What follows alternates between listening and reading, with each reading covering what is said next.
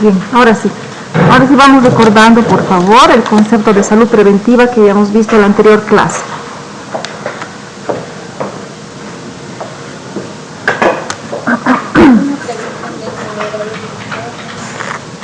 Ya, Roberta, gracias.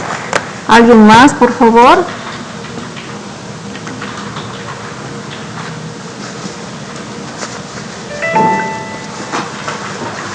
¿Qué es salud preventiva? Yair Bravo.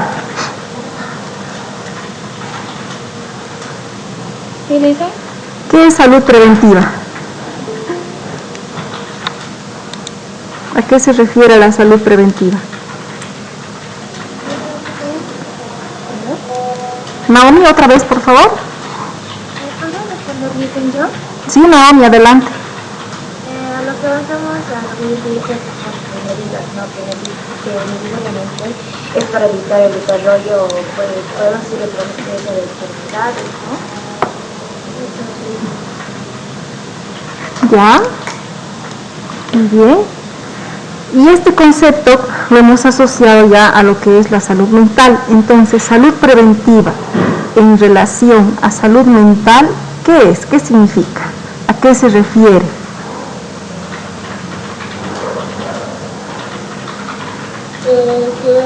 La relación sería que permite proteger la salud preventiva, permite proteger la salud para detectar o disminuir el riesgo, ¿no? Que sea afectivo o emocional. Ya, gracias Carla, excelente, muy bien. Bien, entonces hemos indicado que salud preventiva en relación a salud mental se refiere a las acciones anticipadas que nosotros como adultos a cargo de niños vamos a tomar para prevenir, para evitar algún daño a nivel afectivo, a nivel emocional, ¿verdad? Bueno, entonces con ese antecedente, con ese recordatorio de la anterior clase, ahora vamos a entrar al concepto de salud mental. Vamos a ver los factores que influyen en la salud mental, ¿ya? Permítanme, les voy a compartir pantalla.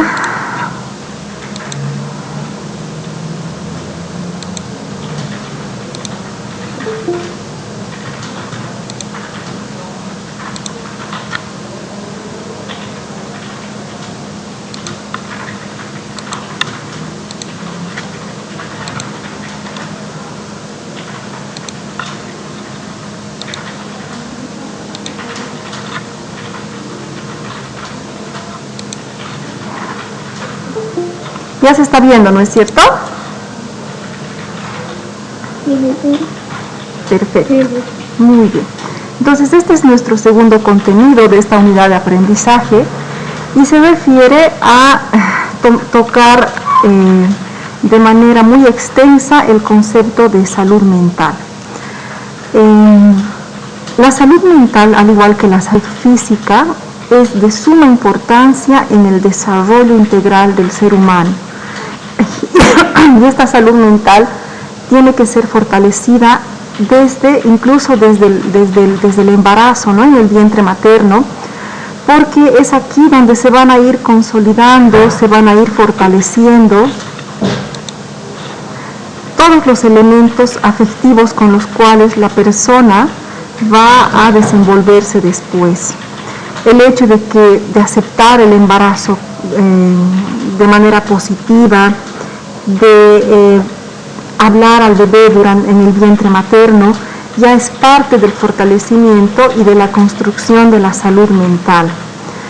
Hay estudios que se han realizado que señalan que bebés o niños que han sido muy rechazados durante la etapa del embarazo son bebés que cuando nacen tienen muchos problemas a nivel fisiológico, ¿no? Tienen problemas de sueño, extremadamente problemas de sueño, son niños muy irritables. Entonces es fundamental el valor afectivo, el valor emocional que se le va a otorgar a ese nuevo ser que va a venir, ¿no? Entonces ahí radica la importancia de hablar de salud mental desde edades tempranas.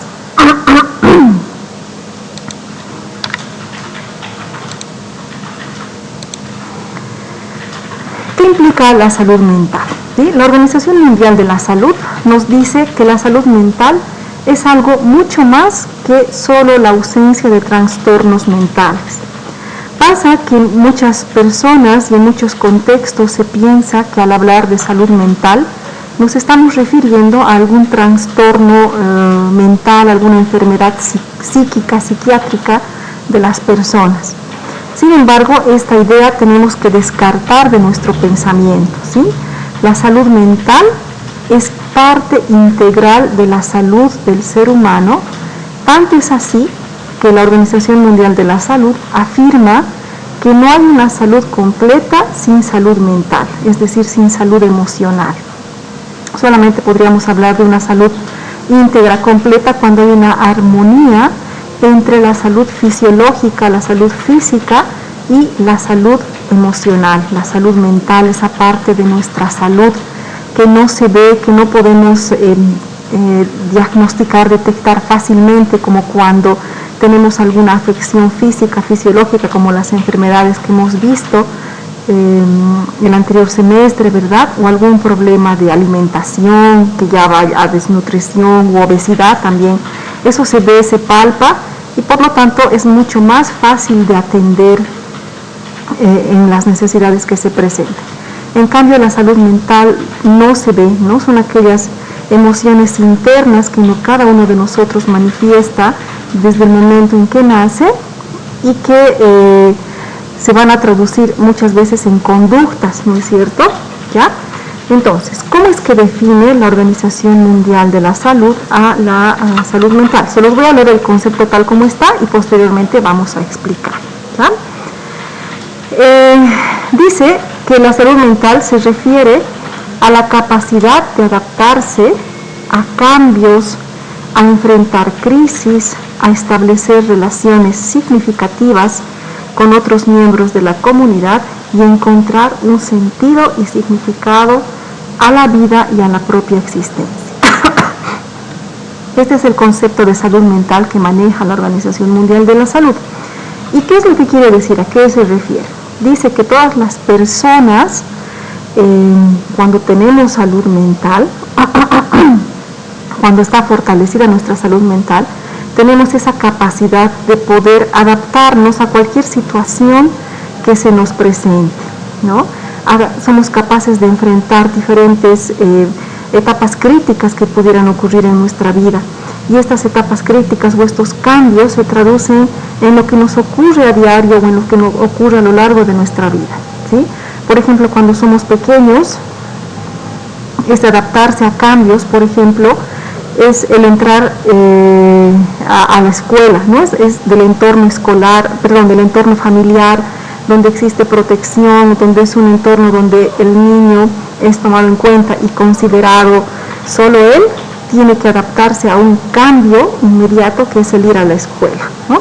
Entonces muchas veces a algunos niños estos cambios les alteran emocionalmente, existen cierto tipo de miedos, de temores que pueden hacer que sus afectos, sus emociones, sus sentimientos se vean un poco quebrantados, porque puede sentir inseguridad, pensar y asumir que los papás lo van a dejar ahí, ya no lo van a recoger, ¿no? Es por eso que muchos niños lloran durante la primera o segunda semana de clases al entrar al preescolar, es decir, no hay una adaptación inmediata. Y esto justamente tiene que ver con el factor de seguridad que la familia va a brindar al niño durante sus primeros años de vida, ¿sí? Enfrentar crisis. A lo largo de nuestra existencia, desde el momento en que nacemos, vamos a enfrentar también diferentes tipos de crisis, ¿no? Para nosotros como adultos es insignificante que se pierda un juguete, ¿verdad? Pero para un niño es muy significativo y puede ser parte de una pequeña crisis, el que pierda su juguete favorito, el que su mascota desaparezca, se haya perdido o se haya muerto su mascota, ¿no? Son crisis que van a afectar de sobremanera a los niños. Entonces, para poder superar estos cambios que van a ocurrir o enfrentar crisis que según vamos creciendo también vamos comprendiendo mejor, o la muerte de un ser querido también, ¿no es cierto? Es enfrentarse a crisis. ¿Qué es lo que va a fortalecer esto? Las relaciones interpersonales que se va a ir entablando desde edades tempranas, ¿no? La relación afectiva que va a tener el niño con su entorno más cercano, que es su familia, ¿ya? Y poco a poco las relaciones que va a ir entablando con todo el otro entorno que le va a rodear, la escuela, ya el entorno social que va a ir agrandándose más y más. Y lo mismo pasa con nosotros como adultos, ¿sí? Por eso es importante que ya en nuestro rol de educadores infantiles tengamos que saber adaptarnos a los diferentes cambios que se nos van a presentar y a enfrentar las diferentes crisis. Ejemplo claro de esto es la situación que hemos ido viviendo ya desde el 2019, ¿no es cierto? Primero con los conflictos sociales que hemos tenido, que igual hemos tenido en muchos casos paralizada nuestro cotidiano vivir. Después estábamos entrando en una relativa normalidad y vino la pandemia en marzo del 2020, ¿no es cierto? A nuestro contexto, y en otros contextos ya había. Y ha tenido que cambiar radicalmente en muchos casos nuestra vida, nuestro cotidiano quehacer, ¿no es cierto? Ya en muchos casos hemos enfrentado crisis muy fuertes porque se han enfermado familias enteras, han perdido seres queridos. ¿Y qué nos hace fuertes? Nuestro fortalecimiento de la salud emocional que hemos ido forjando y fortaleciendo desde edades tempranas, ¿no? Entonces eso es importante tomar en cuenta, ¿sí? Preguntas o comentarios, por favor. Yo quería hacer un comentario. Yo creo que antes la salud mental no se tomaba tanta importancia porque cuando uno iba al psicólogo necesitaban como enfermos y ahora es normal ir al psicólogo y no necesariamente porque tengas algún problema, ¿no? Así es, Carla. Muchas personas también piensan que ir al psicólogo es estar enfermo mentalmente, tener algún trastorno, pero sin embargo ir al psicólogo debería ser lo más normal, que sería como visitar al dentista o hacerte un chequeo médico habitual, ¿no es cierto? ¿Y qué es lo que hace? ¿Cuál es el rol del psicólogo? Es ayudarte a encontrar esas emociones que te están haciendo daño, ayudarte a adaptarte a lo nuevo que viene o a lo nuevo que estás viviendo y a enfrentar las diferentes crisis que pudieras tener, ¿no es cierto? Y a veces quizás ni siquiera tanto así un psicólogo profesional de terapia, sino también el poder encontrar a alguien en quien tú confías, contarle y compartir lo que uno siente, ¿no? Pero en el caso de los niños, ¿qué hacemos? Somos nosotros quienes tenemos que ser responsables para que ellos sientan la confianza de contarnos todo aquello que sienten, sientan que van a tener la seguridad de que nosotros, cuando nos cuenten lo que sienten, lo que piensan, vamos a apoyarles, ¿no? Y no actuar de manera contraria, reprimiéndoles o actuando de manera represiva, ¿no? Eso es muy importante en el rol de educadoras infantiles, de educadores infantiles, y también en el rol de adultos que estamos a cargo de ellos, en nuestro rol de mamás, de tías, de hermanas, en cualquier rol que estén asumiendo. Y si ustedes tienen niños cerca, es importante hacer que el niño confíe en ustedes, ¿no? Brindando sobre todo afecto sincero, eso es muy importante, ¿ya? ¿Alguien más quiere comentar algo hasta aquí? Licenciada, una pregunta. Adelante, Carla. ¿Por qué normalmente se lo toma lo que comentaba, ¿no? Cuando ibas al psicólogo, normalmente piensan que es porque estás enfermo o algo? ¿Por qué tenemos esa mentalidad? O sea, ¿por qué no lo podemos ver de manera normal, como ir al dentista o ir al médico cada año? Porque tradicionalmente los psicólogos nacieron como una terapia clínica, ¿no? Inicialmente, y ese era el rol, atender a pacientes o a personas que tenían algún tipo de trastorno mental, pero la psicología ha ido ampliando sus horizontes, sus formas de atender a las personas, ¿no? De ver todo el desarrollo evolutivo del ser humano, y ha ido cambiando. Por eso es que en psicología hay especialidades, ¿no? Hay psicología clínica, psicología forense, psicología infantil, y ahí es donde empieza a surgir esto de la atención al ser humano como una normalidad, ¿no? Atender a personas normales, entre comillas, porque ninguno de nosotros es totalmente normal, ¿verdad? Porque además el ser humano necesita ser escuchado, atendido en esa parte de la salud que no se ve, y quien se encarga en este caso son los psicólogos, ¿no? Incluso en los centros hospitalarios, en los seguros médicos, hay un psicólogo, porque donde tú puedes ir y consultar alguna situación que creas que no está bien en ti o en algún niño, ¿no? Y se van haciendo las diferentes sesiones psicológicas para atender a los niños o la persona mayor si requiere.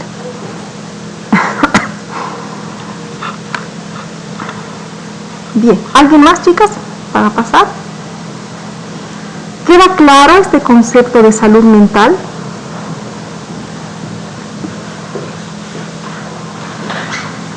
¿Sí? Sí, listo, queda claro. Perfecto, entonces pasamos.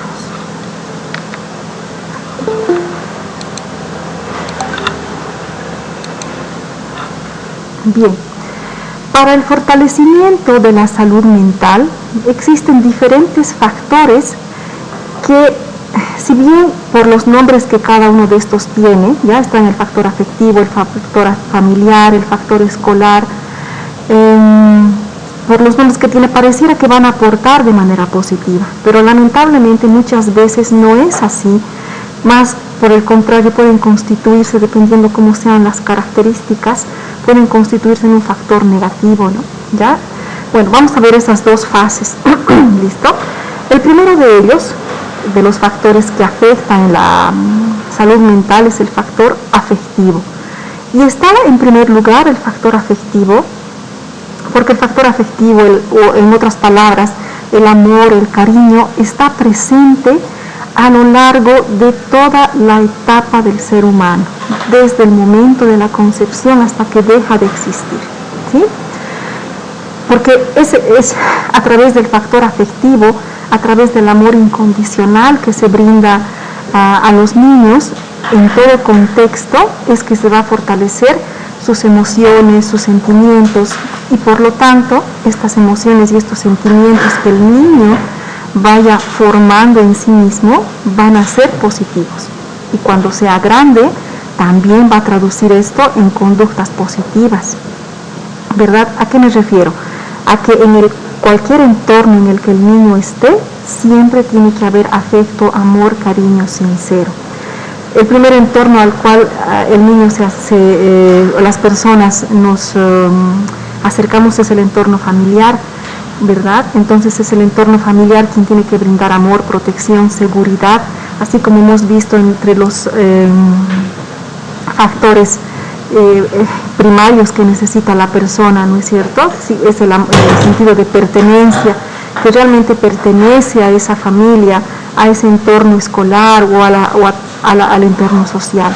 En todos estos ámbitos tiene que haber afecto, cariño, amor sincero, confianza, seguridad, todos aquellos elementos positivos que cualquier persona pudiera requerir en su vida, ¿no es cierto? Eso es muy importante, ¿ya? Este factor afectivo es tan importante, tan determinante en la vida del ser humano, ¿ya?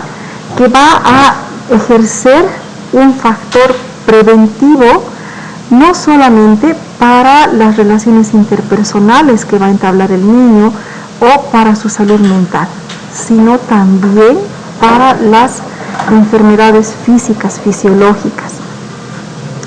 En entornos donde no hay afecto, donde no hay seguridad, la persona automáticamente tiende a manifestar afecciones físicas, fisiológicas, como por ejemplo infecciones estomacales, dolor de cabeza, no sé, diferentes tipos de afecciones, ¿no? Que si bien pueden ser no reales, es decir, enfermedades psicosomáticas, no comprobables médicamente, ¿no? Sino es más bien la carencia afectiva. Entonces es importante por esto, para evitar que exista ese desfase, ese desequilibrio también a nivel fisiológico, que brindemos como adultos en todo momento mucho cariño, mucho amor, mucho afecto a los niños, ¿sí? Las relaciones afectivas positivas en cualquier entorno que las personas estén van a favorecer, por lo tanto, la salud física también, ¿no? Van a ser un factor de protección de la salud física, ¿sí? Eso también es muy importante. Cada uno de ustedes solamente pónganse en el lugar, no sé, de otra persona. Imagínense cómo no se siente la otra persona si nosotros todo el tiempo le tratamos mal, en vez de apoyar y fortalecer todas las fortalezas que tenga, vamos resaltando más por el contrario aquellas cosas negativas que pudiera tener la persona. Automáticamente esa persona deja de ser activa, tiene un rendimiento menos efectivo, ¿no? Entonces es importante este factor en cualquier contexto que la persona se encuentre, ¿sí? Preguntas o comentarios, por favor.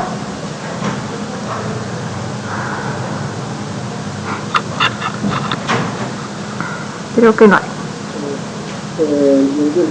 Una consulta, ¿por qué, digamos, el padre o la madre tiene que tener más a su hija? Digamos, uno está nacido y no le toma atención misma, digamos, a su hija mayor, a su hijo mayor, y tengo que cuidarla más y le da más cariño a su hijo. Ya. Ese también es otro factor que puede influir, ¿no es cierto? Y eso es parte de adaptarse a los cambios y enfrentar las crisis. Por ejemplo, para un niño, la venida de un nuevo hermanito puede ser una etapa de crisis, puede ser un factor que le desestabilice, porque automáticamente, por ser el mayor, él asume que está pasando a un segundo plano, porque de hecho se le da quizás mucho más importancia al pequeño sin dejar de querer y de tomar en cuenta al otro hermanito, ¿no? Entonces, ahí, desde el momento del embarazo, es importante incluir al pequeño, al hermanito, al que va a ser hermano mayor, en las diferentes etapas, ¿no? Decirle, vas a tener un nuevo hermanito, y de vez en cuando, alguna vez decirle, mira, tu hermanito te está enviando, no sé, un caramelo, por decirlo, este caramelo dice que te quiere mucho y que ya quiere conocerte, ¿no? Entonces, ese incluir ahí al niño ya le hace sentir protegido, le hace sentir parte de la situación que está pasando. Pero a veces pasa que nos olvidamos del hermanito mayor y decimos, no, ay, sí, que el bebé ya va a venir y que, ya miren, he comprado esto, ahora esta va a ser la habitación del bebé, y todo es el bebé y el hermanito mayor está ahí creciendo como si nada, ¿no? Entonces es importante tomarle en cuenta, hacerle sentir que él no va a pasar a un segundo plano, ¿no? Entonces ahí estamos protegiendo sus emociones, sus sentimientos, y estamos además fortaleciendo en él o en ella, en la niña que es mayor, que tenga también sentimientos y emociones positivas hacia el nuevo ser que va a venir, ¿no? Entonces estamos haciéndole parte de la situación que está ocurriendo, le estamos dando ese sentido de pertenencia que habíamos hablado en la anterior clase, ¿sí? Eso es importante también, ¿ya? Bueno, vamos a pasar al siguiente factor. Bien, vamos a seguir con el factor positivo, el factor afectivo, ¿ya? Este factor, ya les decía, es de suma importancia, y aquí tenemos que tomar en cuenta que el ser humano tiene la capacidad de sentir, pensar y actuar de manera simultánea, de manera integral, ¿sí? Aquí dentro del sentir están todos aquellos procesos emocionales que el ser humano va a experimentar o va a demostrar. Dentro de esta dimensión del sentir, ¿ya? O del ser también se llama, están todos los sentimientos, todas las emociones, todas las pasiones, es decir, todo aquello que el ser humano siente y expresa en algún determinado momento. Dentro de estos sentimientos están tanto los sentimientos positivos como los negativos, ¿no? Los positivos son la alegría, el amor, no sé, el respeto hacia los demás. También están aquellas emociones negativas que alguna vez nos pasan a todos y que también es normal, el enojo, la ira, ¿no es cierto? Porque también actuamos en función a lo que pasa en el contexto.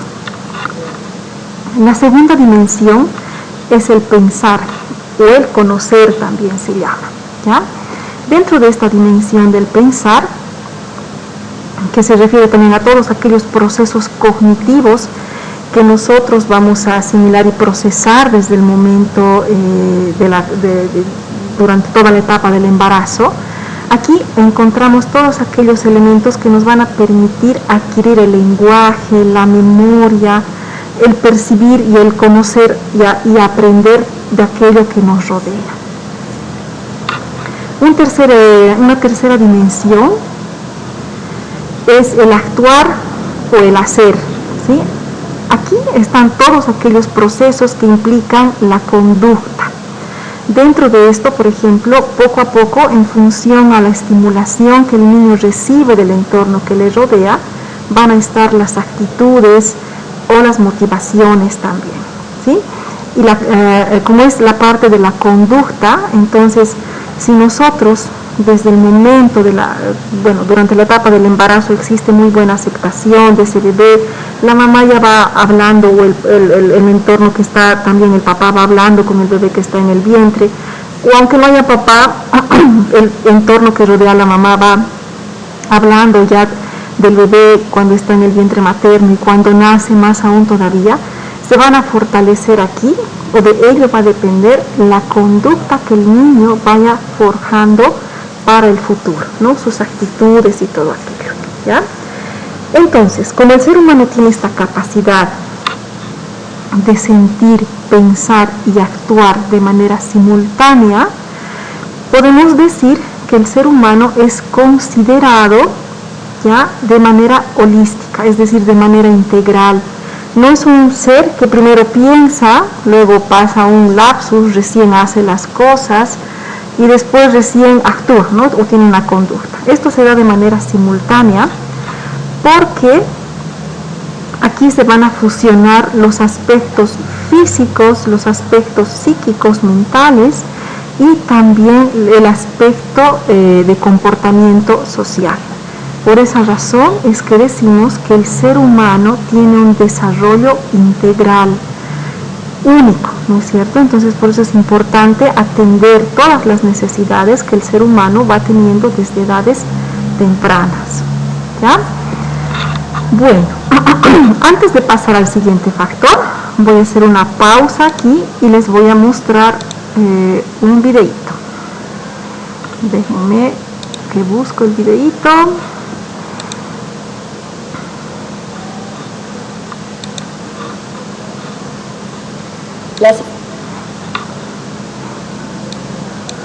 La salud mental del ser humano consiste en sentirse.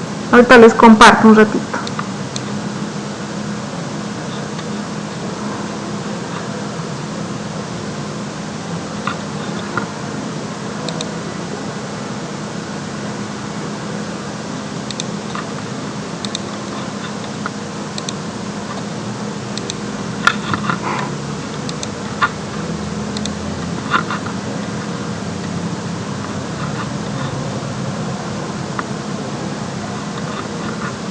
Por favor, me van a decir si se ve y se escucha, ¿ya? Se está viendo ya la pantalla compartida, ¿verdad? Muy bien. La salud mental del ser humano consiste en sentirse plenamente, tener un bienestar físico, psicológico y social, hacer aquello que deseamos, sentir que nos respetan y que pertenecemos a una familia y a una comunidad, y el derecho a poder decidir qué hacer con nuestra vida. La Organización Mundial de la Salud ha determinado que la salud mental es un derecho de todos y todas las personas. No podemos estar sin salud mental. El desequilibrio de la salud mental puede ocurrir en cualquier momento y cuando menos lo esperamos. La salud mental se ve afectada por la carga genética, también por los factores sociales como guerras, catástrofes, drogas, violencia, el lugar donde vivimos, entre muchos otros. El desequilibrio en nuestra salud mental no es contagioso, y puede presentarse en cualquier momento de nuestras vidas, no importa la edad o la clase social. Este desequilibrio supone cambios muy importantes y visibles en la persona. Una salud mental afectada puede producir problemas en el estado de ánimo, como una tristeza profunda y prolongada, o cambios de humor inesperados, comportamiento fuera de lo común y pensamientos extraños, adicciones e incluso el suicidio. Puede durar meses o años. Implica sufrimiento para quien lo padece y los familiares, y dificulta el disfrute de las cosas que hacíamos antes y las actividades de la vida diaria. Debemos ser personas comprometidas con la salud mental, no con la enfermedad mental. Personas que confíen, que apoyen y acompañen, que se solidaricen y empaticen con las personas que presentan un desequilibrio en su salud mental. Pretendemos una salud mental para todos y todas, que sea inclusiva, accesible, sin etiquetas, sin encierros, sin aislamiento, sin discriminación, sin marcas, sin rechazo ni vergüenza, sin miedo y sin inseguridad. Cuando hay un problema de salud mental, quien lo padece se recupera mejor en su comunidad y hogar de origen. Aún así, las personas afectadas pueden elegir qué hacer, tienen los mismos derechos que el resto de personas de la comunidad. Todos unidos por una buena salud mental.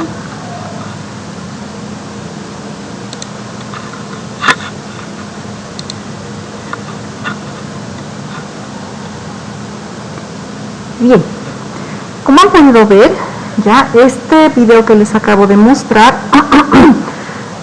afirma todo lo que hemos ido hablando, ¿no es cierto? La importancia de cuidar y de fortalecer la salud mental en cualquier contexto que estemos. Una persona que está con algún desequilibrio emocional o con alguna parte de su salud mental deteriorada, difícilmente va a poder desempeñarse o desenvolverse de manera óptima en cualquier contexto que esté, ¿no es cierto? Y quienes ayudan a fortalecer esto van a hacer justamente el entorno más cercano a las personas o al niño. Y eso es lo que vamos a ver a continuación.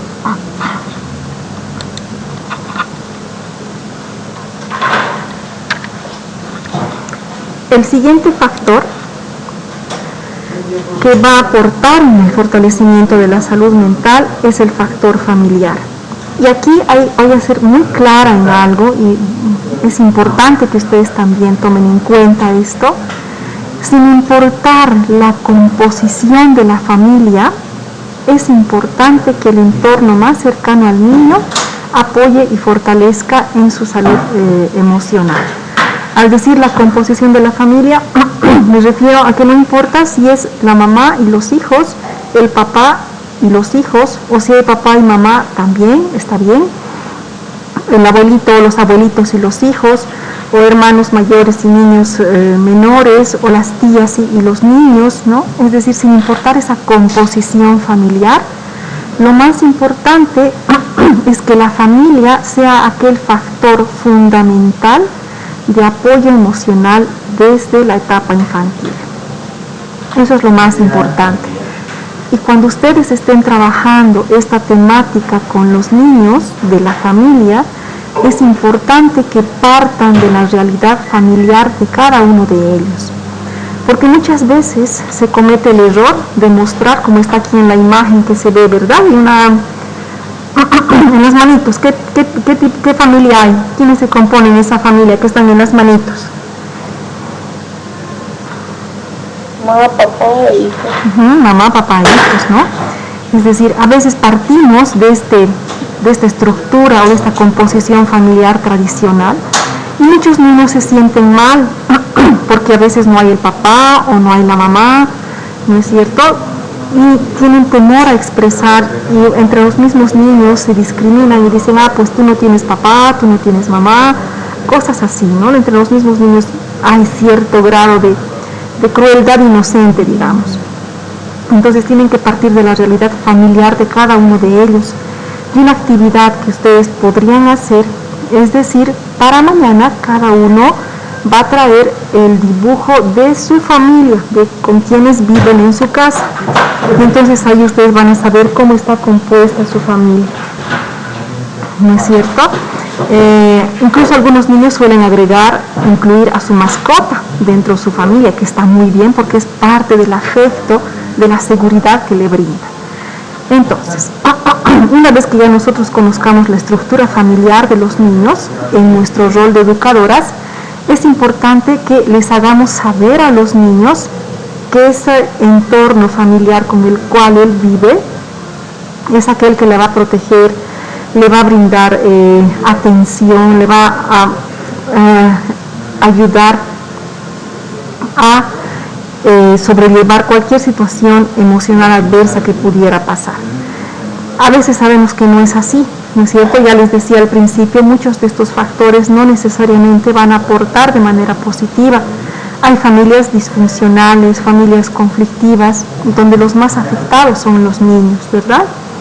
Entonces, en su rol de educadoras, lo que tienen que hacer es incluir a la familia en las actividades del centro infantil. Y es por esa razón que ahora se promueve mucho más y se valora mucho más el celebrar el Día de la Familia que celebrar solo el Día del Padre o el Día de la Madre, justamente porque la composición familiar ya no, es decir, queda descartado esa papá, mamá, hijo, ¿no? Esa trigalidad de papá, mamá, hijos como familia, ¿no es cierto? Entonces es importante trabajar con las familias y hacerles saber a los niños que no importa cómo está compuesta su familia, sino que aquí lo más importante es que la familia le va a ayudar en salir adelante, le va a proteger, más allá de que solamente le brinde alimentación y educación, que esos, digamos, son elementos importantes, pero complementarios al afecto, al cariño, a la comprensión que realmente se debe tener en la familia, ¿sí? Entonces, ustedes en su rol de parte, que son parte de una familia, y si hay niños, tienen que estar pues encargadas de llevar adelante esta situación, ¿no? Donde realmente sea un espacio donde se brinde protección, se brinde amor, se brinde seguridad a los niños, ¿sí? Porque, bueno, añadido a esto, para los niños, ustedes como sus educadoras van a ser parte de su familia también. Es por esa razón que muchas veces les van a contar a ustedes cosas que no cuentan en la casa así con facilidad, ¿no? Les van a decir a ustedes cosas que ellos sienten, que no dicen en casa, que no dicen a su mamá o a su papá o al tutor con el cual están en casa. ¿De acuerdo? ¿Alguna pregunta o comentario, por favor? Y creo que eso es por la confianza, ¿no? Si un niño va y le cuenta a la maestra más que a sus papás, es por la confianza que le tienen, ¿no? Así es, porque en la casa no encuentran esa confianza, esa seguridad, entonces la van a encontrar en ustedes, ¿no? No sé si les he contado la historia, bueno, yo he trabajado como unos 10 años con niños, y no sé si les he contado de la historia de una de mis niñas que se iba a casar. ¿Les he contado? No. Bueno, les cuento entonces. Esta niña era la hijita de la portera. No tenía edad para estar en el curso todavía, tenía casi 4 años, 3 años y medio, ¿no? Entonces, por la edad no le correspondía estar en pre-kinder ni en kinder. Yo esta vez estuve con ambos cursos de manera simultánea. Y bueno, la niña siempre entraba al curso, yo no me hacía ningún problema, ni los directores, nadie, porque bueno, estaba ahí porque habían otros niños también. Entonces yo un día llego, y la primera en estar en el aula era siempre ella, porque la mamá era la portera, y al limpiar se quedaba ella y ahí, ¿no? Entonces llego y ella estaba atrás de la puerta, sentada en una sillita pequeña, y le saludo, me saluda, y estaba con una libretita haciendo unos dibujos, que para nosotros como adultos, dentro del desarrollo de la etapa gráfica del niño, serían garabatos, ¿no? Porque eran dibujos sin sentido, eran círculos, trazos irregulares, rayas, ¿no? Y le digo, ¿qué estás haciendo? Y me dice, baja el tono de su voz y me dice, es que me voy a casar, estoy dibujando, mira, y dice, ay, qué bonito, le digo, y a ver, dime, ¿qué es eso? Le pregunto, no, este es mi vestido, eran unos círculos así, y esto de aquí, ¿qué es? Esta va a ser mi torta, esto va a ser así allá, ¿no? Entonces, para saber el alcance de lo que ella sentía. Entonces yo le seguía preguntando cosas en relación a lo que ella, a su historia. Y entre medio de esa conversación le digo, ¿y en tu matrimonio va a haber payasos?, le pregunto. Y ella me dice, sí, va a haber 2 payasos, ¿no? Entonces, en ese diálogo que uno entabla con los niños se puede dar cuenta que hay mucha pureza, mucha inocencia desde la perspectiva de ellos, ¿no? Y luego le pregunto, ¿y tu mamá ya sabe? Vuelve a bajar el tono de su voz y me dice, no le vas a avisar porque me va a pegar. Claro, seguramente ella en algún momento habló o dijo algo, y hablar de matrimonio se supone que es un tema para mayores, ¿no es cierto? No es un tema para que una niña en esa edad diga me voy a casar. Pero cuando los niños tienen este tipo de ideas que aparentemente son solo de adultos, tenemos que escucharles, porque ahí podemos descubrir y saber qué está pasando, ¿no? Seguramente ella tuvo la experiencia de ir a un matrimonio con sus papás y vio lo que acontecía, por eso sabía muchos elementos de lo que acontece en una boda. Y bueno, vamos conversando, ella era feliz, ¿no?, en su mundo, y luego le pregunto, ¿y con quién te vas a casar? Y ella me dice, con el Miguel. Y Miguel era otro niño del curso. Y le digo, ¿y el Miguel ya sabe?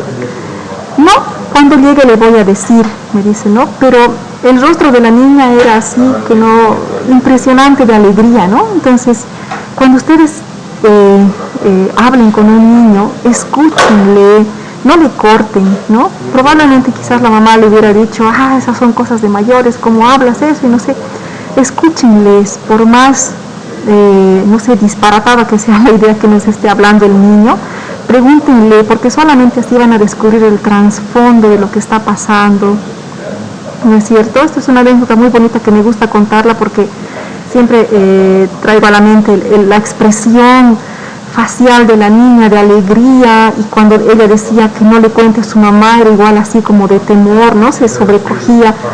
Bien interesante, bien bonito, ¿no? Ustedes como educadoras, como educadores, les va a tocar escuchar historias así bonitas, fantasiosas de los niños.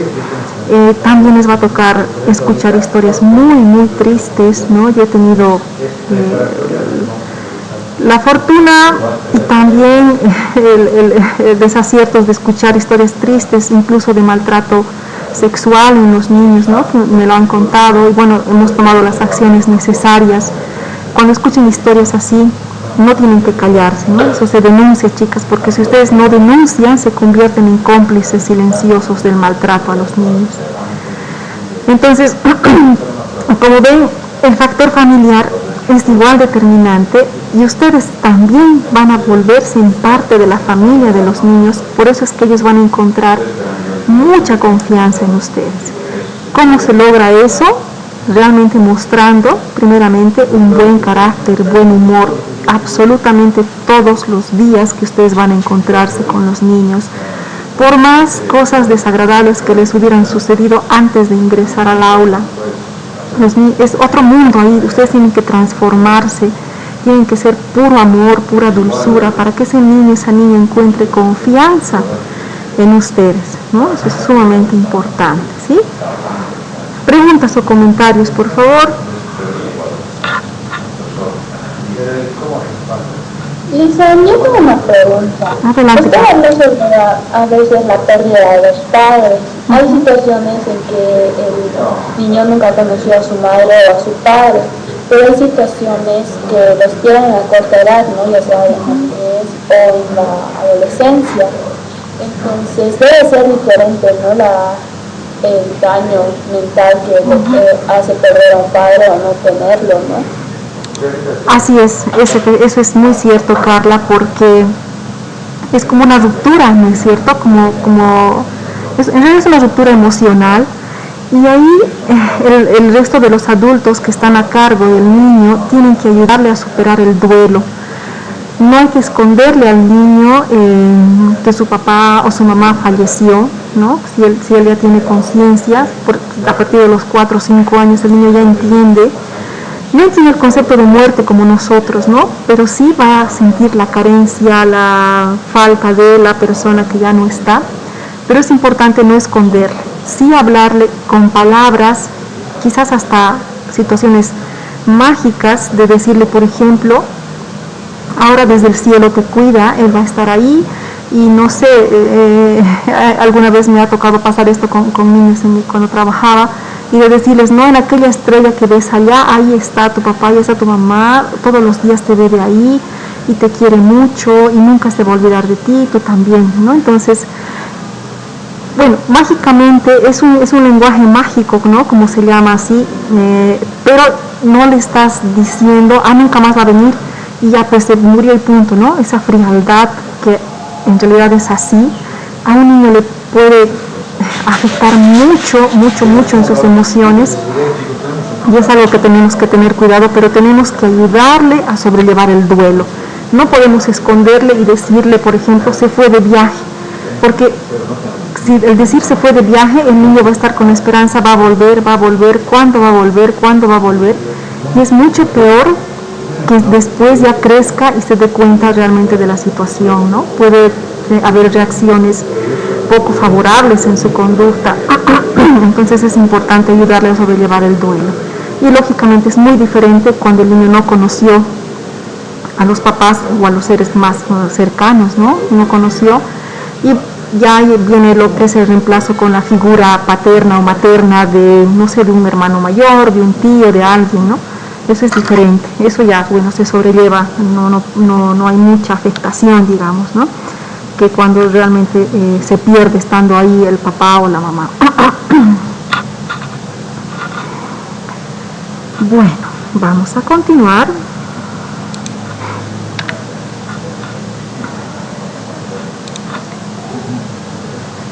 Otro de los factores que también van a influir en el fortalecimiento o en la construcción de la salud mental, que de hecho al igual que en la familia tendría que ser positivo, es la escuela, ¿no? Y es la escuela porque después de la familia es la segunda institución de socialización del niño, es la institución de socialización más importante, donde el niño va a empezar a ampliar no solamente sus conocimientos, sino sus relaciones afectivas, porque va a encontrar niños de su misma edad, va a encontrar a otra persona que va a estar a cargo de él, que es la educadora o el educador, y realmente tiene que ser un espacio donde el niño igual encuentre seguridad, encuentre afecto, donde él se sienta parte de ese nuevo equipo al cual está ingresando el niño, ¿no? Y aquí el papel de ustedes es muy importante, ya les decía con la historia que les contaba, porque el niño les va a ser parte de ellos, ¿no? Y lo que ustedes digan, aquí ocurre algo muy interesante en la psicología del niño, porque el niño tiene referentes para poder tener cierto tipo de conducta, y esos referentes lo constituyen la mamá o el papá o quien está a cargo de ellos, y luego se incluye el educador o la educadora, ¿no? ¿Y a qué me refiero al decir un referente? A que él ve como algo ideal, como su superhéroe, digamos, por así decir, a su profe, a su educador o a su educadora. Por esa razón es que lo que la educadora dice para el niño es ley, y en la casa así tiene que hacerse, ¿no? En la casa va, y si ustedes dijeron, no sé, van a traer para mañana una toalla roja, y si no es roja, el niño dice, no, mi profe ha dicho que tiene que ser roja y tiene que ser roja, ¿no? O de decir, no hay que comer, no sé, en la noche demasiado, el niño dice, no, mi profe ha dicho que no, porque si no, me voy a enfermar y no sé, y tiene que, es ley, ¿no? Y hasta los papás se ponen en conflicto, porque más vale a veces, muchas veces, la palabra de la profe que de los papás, ¿no? Entonces ustedes tienen que ser ahí ejemplo claro de los niños, además de ejemplo en conducta, tienen que ser ejemplo de amor, ejemplo de cariño para los niños, ¿sí? Entonces es en ese sentido que aquí, en esta última idea que ustedes ven acá en la diapositiva, dice, el maestro no solo debe preocuparse del nivel académico, sino también por las emociones. Es decir, más allá de querer nosotros cumplir al 100% el avance de contenidos que está en mi programa educativo, que tengo que preocuparme, además y por sobre todo, que las emociones y los sentimientos de los niños estén bien fortalecidos. Que con las acciones que yo como educadora haga, ese niño se sienta bien. Que mis acciones educativas lleven a fortalecer su autoestima, ¿no? No es, la educación preescolar no es igual que la educación superior universitaria, ni siquiera acá en el Infocal hacemos eso, chicas, sobre todo en la carrera, ¿no? Es decir, tiene que fortalecer el autoestima, tenemos que preocuparnos por el bienestar emocional de los niños, a la par que vamos avanzando los contenidos que están en el programa educativo, ¿no? Porque solamente de esa manera vamos a lograr que ese niño se sienta seguro, se sienta parte del entorno educativo. Si no, va a ser como algo aislado, algo muy frío, ¿no es cierto? Si realmente tiene que haber mucho, mucho afecto aquí. Por eso es que cuando yo les pregunto, ¿por qué has elegido la carrera? Muchas veces me dicen, porque me gustan los niños. ¿Pero qué te gusta de los niños, no? O sea, no es suficiente, me gustan los niños. Casi a todas las personas gustan los niños, pero tiene que haber algo más, una conexión afectiva mucho más fuerte que te haya llevado a elegir esta carrera, ¿sí? Eso es importante, chicas. ¿Alguien más quiere preguntar algo, decir algo?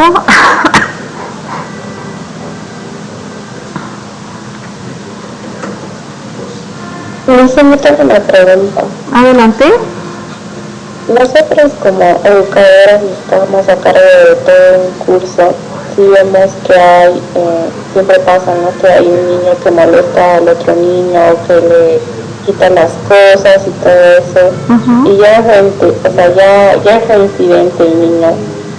¿Cómo se puede proceder para que esto deje de suceder? Ya. Bien. Lo primero que hay que hacer cuando hay este tipo de conductas es averiguar cuál es la causa, qué es lo que está provocando que este niño demuestre esa conducta. Muchas veces atacamos, es decir, la situación, pero no vemos el trasfondo, ¿no? Entonces, lo primero, averiguar qué está pasando en casa, si hay alguna etapa de crisis, de separación de los papás, o si hay la venida de un nuevo hermanito, o lo que hablábamos a un principio, que se le perdió algún juguete, que su mascota se la llevaron a otro lado, no sé. Primeramente, encontrar la causa. Una vez que nosotros encontremos la causa, hacer que el niño sea parte de todo lo que vamos haciendo, ¿no? Y trabajar junto con la familia, ¿sí? Junto con el entorno familiar, porque a lo mejor es la familia quien tiene que cambiar también las conductas, los hábitos en relación a la interacción con el niño, ¿no es cierto? Los castigos muy pocas veces funcionan, ¿sí? Hay castigos que los vamos a trabajar, también hay una etapa en la asignatura que vamos a ver, pero no es un castigo represivo, ¿no? No es un castigo que lastima, que maltrata. Sí pueden haber castigos, pero que ayuden sobre todo a reflexionar al niño sobre sus acciones. Yo cuando trabajaba con niños, he tenido niños así terribles, y algo que me ha funcionado es hacerle al niño parte responsable. Le decía ella, ahora tú vas a ser mi secretario, ¿no? Y me vas a ayudar en todo. Entonces el niño se siente importante, pero hay condiciones. No puedes maltratar, no puedes pegar, porque eso yo no les pego, ¿no es cierto? Sí, ya, bueno, entramos en un acuerdo. Bueno, entonces el niño tiene que estar ocupado en algo más para evitar que agreda a sus compañeros, evitar cierto tipo de roces o conductas no adecuadas, ¿no? Eso. Lo mismo en la casa, pueden hacer ustedes, y eso con un niño decirle, ya, tú vas a ser ahora el guardián de la casa, no sé, poner algún nombre que al niño le agrade, ¿no? Y bueno, desde ahora tú me vas a ayudar a vigilar que los juguetes estén ordenados, y si hay algo que está desordenado, tú vas a poner. Entonces el niño, como es el guardián, como es se siente importante, el centro de, empieza a cambiar conductas y sabe que como es ejemplo, es autoridad, él también tiene que comportarse bien, tiene que cambiar de actitud, ya no tiene que pegar, tiene que cambiar el tono de su voz, ¿no? Esas cositas que, bueno, parecen sencillas, pero van a funcionar, más que decir, ahora no vas a ver tu película favorita, ahora no comes helado, ahora no te compro, ¿no? Todas las negaciones, los no, que son castigo, ponen más rebelde al niño y no le dejan cambiar su conducta, su actitud.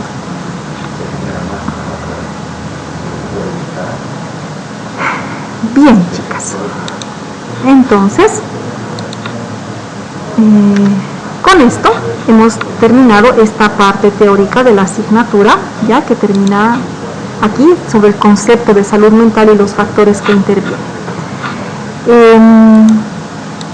Les voy a compartir la plataforma. Denme un segundito para mostrarles lo que está en la plataforma.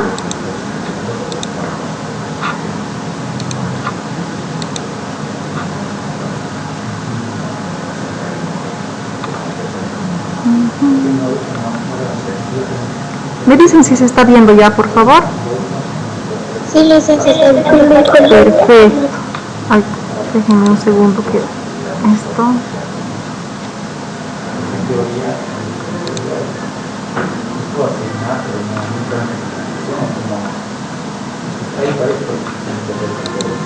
Ya, aquí. Bueno, en la plataforma ya les he puesto las actividades que vienen conectadas a esta segunda parte que hemos avanzado, ¿ya? En este momento lo voy a poner visible porque ahorita está oculto para ustedes. Está el texto del contenido 2. Están las diapositivas de lo que acabamos de ver. Está el videíto que les he mostrado y también hay otro video que también nos habla sobre la importancia de la salud mental desde la visión de estos factores que hemos visto, ¿no? El factor afectivo, el factor familiar y el factor escolar también. También está ya una primera tarea que vamos a tener de la asignatura. Ahorita se las voy a poner visible. La fecha va a cambiar, ¿no? Porque, bueno, estaba programado, como teníamos la anterior semana, chicas, y no ha sido posible pasar clases. Esa clase la vamos a reponer este día jueves, por favor. ¿Ya? Bueno. Aquí está, desde aquí. Ya, aquí está. Esta es la tarea. Consiste en elaborar un mapa mental de estos dos contenidos que hemos visto, de salud preventiva y de salud mental. Un solo mapa mental. ¿Listo? ¿Qué es un mapa mental, chicas?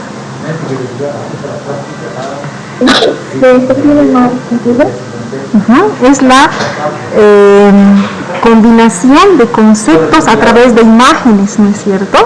¿Ya? Quizás en vez de poner yo, no sé, salud mental, pero poner un dibujito que represente eso, ¿no es cierto?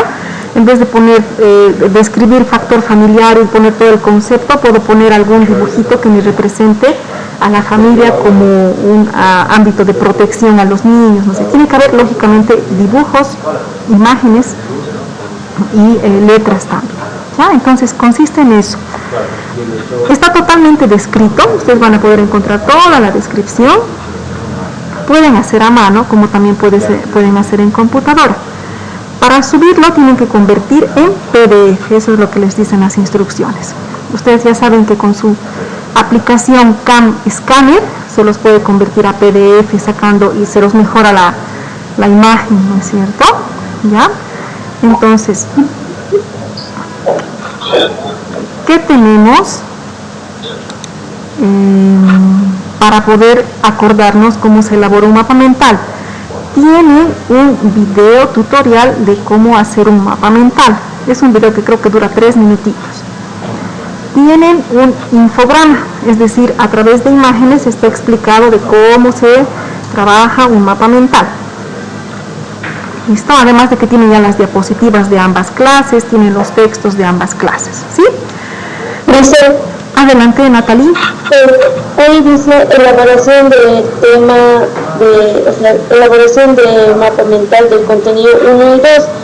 Eso quiere decir que tenemos que hacer que lo que hemos avanzado en la primera clase igual, el mapa mental, Sí. y de esta clase. Sí, Natalie, ya un solo mapa mental del tema de salud preventiva y de lo que hemos avanzado ahora, del concepto de salud mental.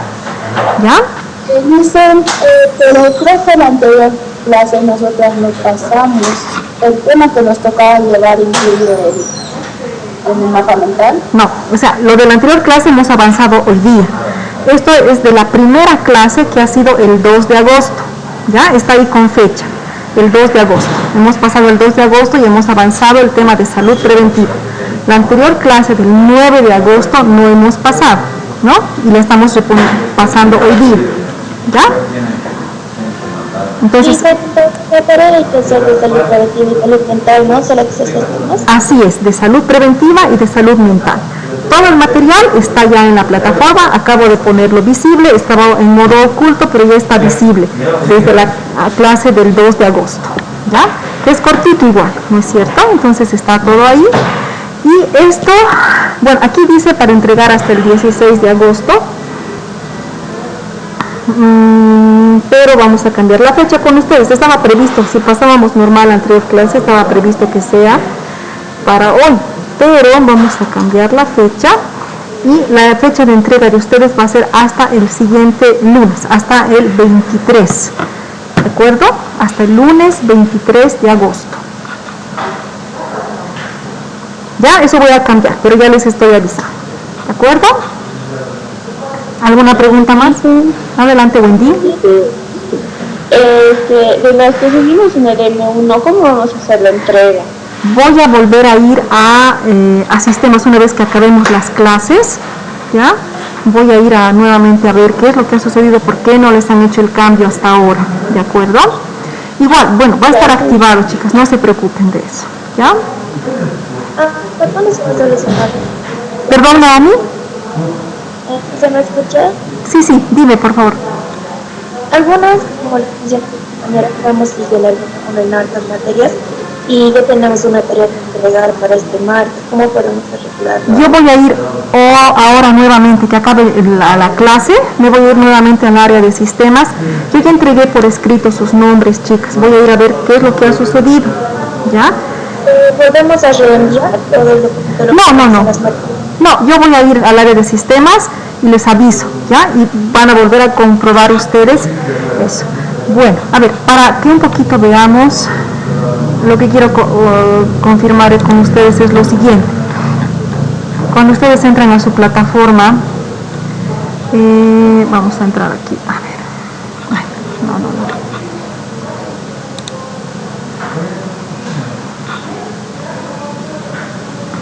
Quiere decir que cuando entran, aquí cito, al lado de la materia les sale M1, en algún caso, ya, ahí. Perfecto. Yo con ese dato, chicas, voy a ir nuevamente al área de sistemas para poder arreglar cualquier situación que esté, de por qué no me lo han cambiado hasta ahora, ¿ya? Ya, licenciada. Bien, chicas. Entonces, eso, ¿alguien más tiene alguna pregunta? Sí, licenciada, la pura imagen, ¿verdad? Un mapa mental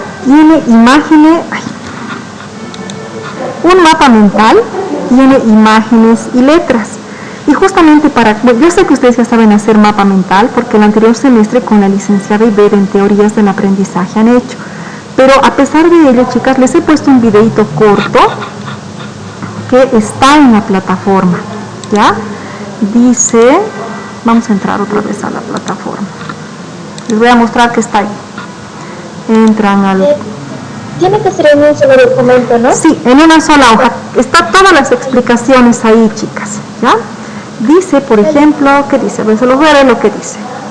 El mapa mental puede ser elaborado a mano o en algún programa de Office, ya sea en Word o PowerPoint. El mapa mental debe ser elaborado en una sola hoja de color blanco, tamaño oficio.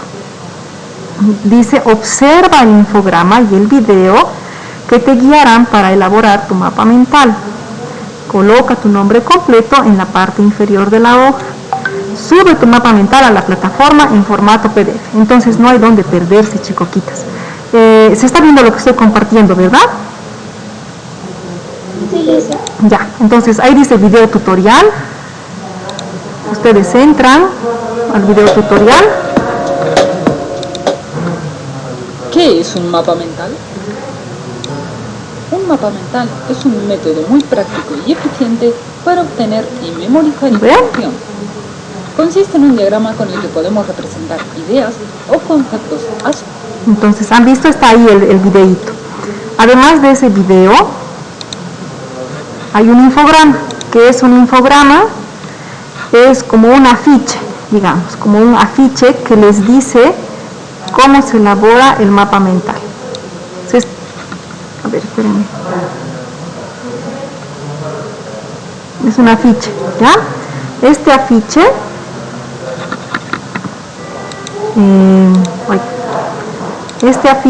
ay chicas, no sé qué estoy haciendo. Este afiche, por ejemplo, fíjense, empieza al centro y va en el sentido de las agujas del reloj, se construye un mapa mental y eso les explica en el video, ¿ya? Les explica en el video cómo elaborar. Así que tienen todos los recursos necesarios para poder cumplir con la tarea. ¿Listo? Sí, listo. Muy bien. Perfecto.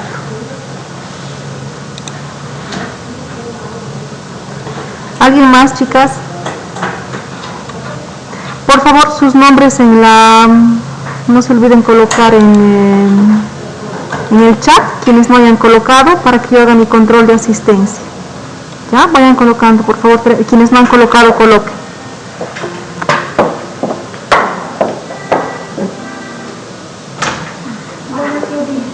Tengo un problema con la certificada de notas. No me quieren entregar porque como lo pensaba congelar la enfermera, no puedo hacerlo. Me dice que tal vez puede tener problemas. Sí, de estudio. Ya están en mi clase, ¿ya? Ya está ahí.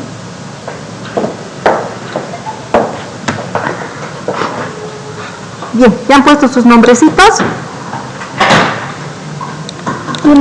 Muy bien, vamos a revisar que todos hayan puesto. Natalia, Paola, Naomi.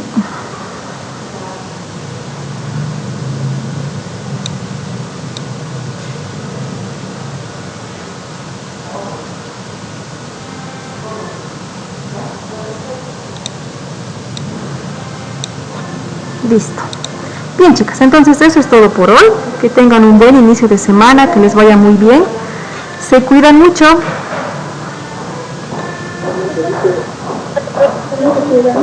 Chao, chao. Hasta luego, Alicia. Hasta luego.